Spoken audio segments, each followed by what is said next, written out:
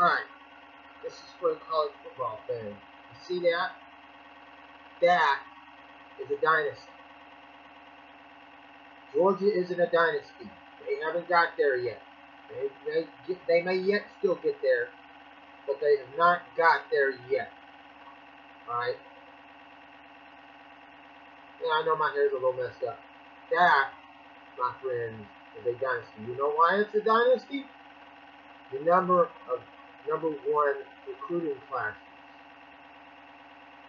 The number of national titles that they've been in. 5 straight playoff champions. 5 straight years that they've been in the playoffs. 4 straight national title game that they can make it to. Yes, and I expect them to get past Oklahoma. That is a dynasty. Ohio State had a chance to be a dynasty. Urban couldn't get it done. Urban could not get it done. Let me make that abundantly clear. Regardless of why he left, Urban could not get the job done. Urban left. Urban's gone. So there's no dynasty for Ohio State. So that's done and out of the way with. Now we're gonna explain last year real quick. All right, and we're gonna have to go back off the history of the Big Ten and the playoff. And I don't say this is the right thing for the committee to look at. So understand that, Big Ten. I'm not saying it's right, but when you look at their last 2 times that the Big Ten has been in, they've been embarrassed. They have been embarrassed. Shut out 2 years in a row. 69 points to 0. Ohio State didn't make it in last year because they had 2 losses. One of which was to freaking Iowa, which was a horrible loss. Bama was the recipient of some good luck because Wisconsin didn't deserve to be in, Washington didn't deserve to be in. Same way with this year. Ohio State once again dropped the ball to Purdue. Now, granted, Purdue plays much better at home over the last 7 games that they've played Ohio State at Purdue Stadium at their home. So there's that. And Purdue is one of those teams, it's hard to say what's going to happen. They may play up to their opponent one week and then the next. Okay? It is what it is. Bama is the only team that every year has been competitive. Clemson, up until last year, every year that they've been in, have been competitive. They got spanked last year. This year it's going to be hard to say because they have the offense to be competitive, but their defense and their secondary is weak. Bama has its own issues, so Bama's not perfect. Bama's not perfect. Oklahoma has no defense, but they do play better in bowl games. They do play better in bowl games. But, I mean, what are you going to do? You know? So, we'll wait and see what happens. But, here's the thing. Saban, and here, I'm going to make a very good point about this. Saban consciously will never admit that he's chasing history. Because he's smart. And for all these people out there that are bashing Saban because, oh, he's a dick, he's not a dick. He's a guy that, yes, he's intense. All of your big head coaches can be intense. Bear wasn't exactly a teddy bear to, his players. And we generally, as a rule, revere Bear. Even if you were somebody that coached against him back in the day. Now, and the thing is I'll bring the point up. That Arkansas player that a couple of years ago lost his dad. What did Saban do at the end of the game? He saw him out. If you ask him an intelligent question, he actually likes it. Most of these reporters ask him stuff that irritates him.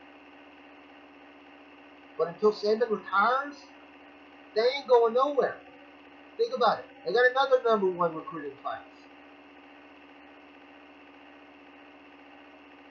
You know? They're not going nowhere. And this discussion with Saban going to Green Bay, that ain't going to happen. And for you people that said Saban couldn't cut it in the NFL, he never got a fair shake because he had a quarterback who now turns out was every bit as much a worth what Saban saw him. And what happened? He was cut.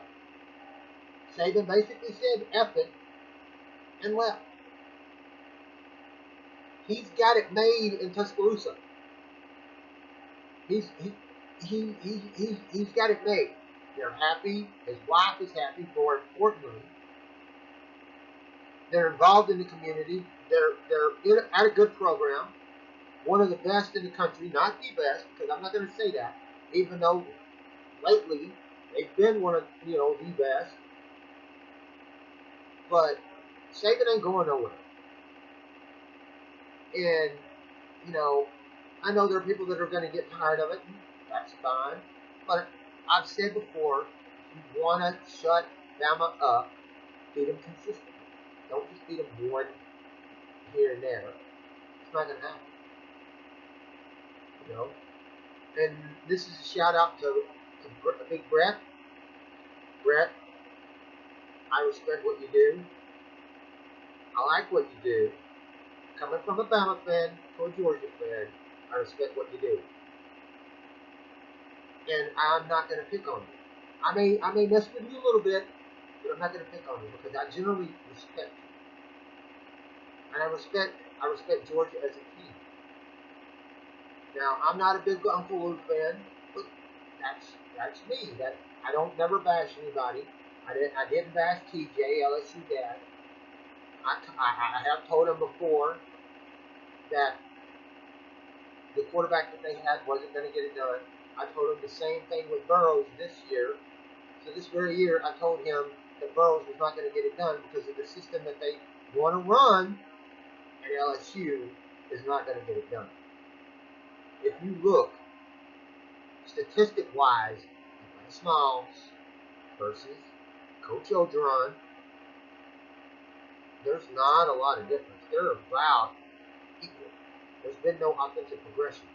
And these LSU fans, they need to realize this. Until they can develop a quarterback, your progression is not going to go anywhere. You're stuck. You're stuck with mediocrity. And that's what you'll do. There was another YouTuber that thought the same thing that TJ did, that Burrows was going to get it done. Not every college quarterback that transfers to another university works out the way you want. And this is for the person that said, that made the comment that Georgia got lit up by Burrows. That was one game. That's the only game Burrows really played really well in. So, I don't know what you're thinking. But like I said, Burrows is not going to get it done. Yeah, I'm in my room again. So soon. Alright? I'm comfy here. I'm doing what I want to do.